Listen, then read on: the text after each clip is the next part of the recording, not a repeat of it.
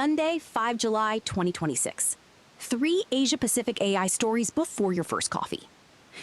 Dhaka's outsourcing sector crossed $1 billion in exports for the first time, celebrating AI tools as a growth ally, while Manila, roughly 3 years further along the same displacement curve, is already rewriting its BPO roadmap as AI erodes entry-level voice work. Bangladesh sits 24 to 36 months behind the Philippines on that curve, but carries a worse client mix, concentrated in commodity voice services for nimble North American mid-market buyers who can switch to AI agents faster than enterprise clients. The cushion is thinner too. Less institutional depth, less capital, and industry bodies defaulting to the same upskilling rhetoric that has not bent the curve in Manila. Why it matters?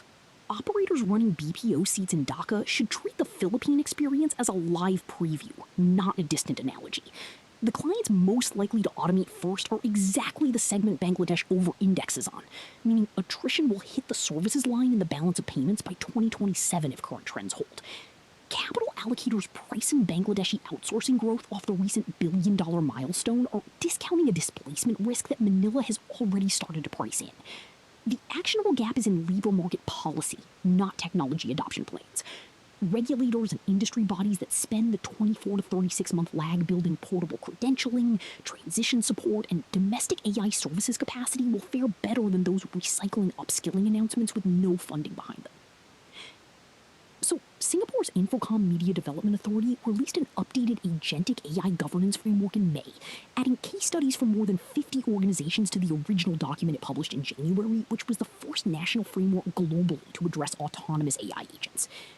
The Monetary Authority of Singapore extended its own AI risk management guidelines to cover agentic systems in March, creating a 2-layer regulatory stack that now spans both general industry and financial services. Together, the 2 documents position Singapore as the reference setter for a region where most governments have yet to publish any formal guidance on agentic AI. Why it matters? Fragmented AI governance across Asia means smaller economies from Thailand to the Philippines tend to adopt whichever credible framework arrives first rather than drafting from scratch. Singapore's early move gives its definitions, accountability chains, and risk taxonomies an outsized chance of becoming the regional default. Vendors building agentic products for Southeast Asian enterprise clients should expect procurement teams to benchmark against Singapore's framework even in jurisdictions that have not formally adopted it. The second-order effect worth tracking is whether this template advantage pulls more agentic AI startups to incorporate and sandbox in Singapore, concentrating early-stage talent and capital in the city-state at the expense of regional rivals like Seoul and Tokyo that are still finalizing their own approaches.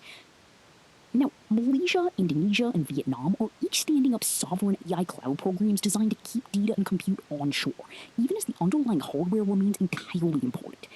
Malaysia's 2026 budget earmarks 2 billion ringgit for a national AI cloud.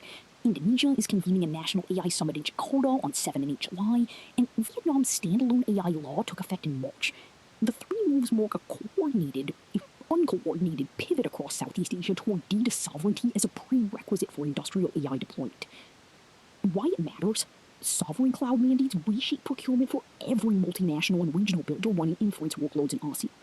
Hyperscalers that previously served the region from Singapore or Tokyo now face pressure to co-locate capacity inside each country, raising infrastructure costs and fragmenting scale.